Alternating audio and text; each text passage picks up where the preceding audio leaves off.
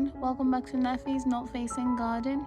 In today's video I'll be doing an update on one of the climbing roses that I got in spring from a company called Tuincentrum in the Netherlands.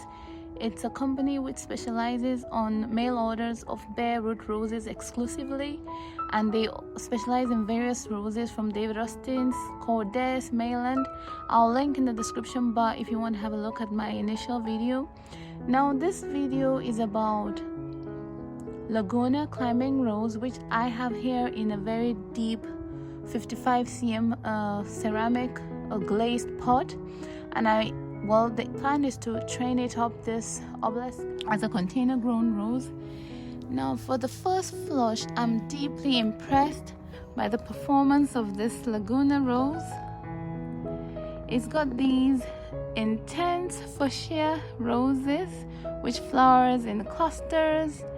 As you can see from the buds, they start as so and develop into these magnificent clusters.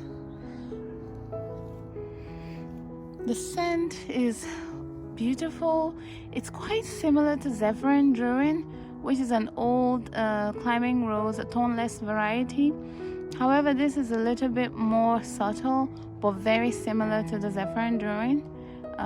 I love the rose. It's been performing beautifully in my garden. As you know, I'm in a north facing aspect, so I get maybe 6 hours of sun maximum in the peak of summer, but otherwise I manage just from the morning sun, and that's it for this rose. But it's been doing very well, flowering beautifully in tight clusters, as you can see.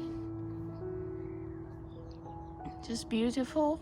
And for scale, to see the size of the blooms, I think for the first flush this is very marvelous.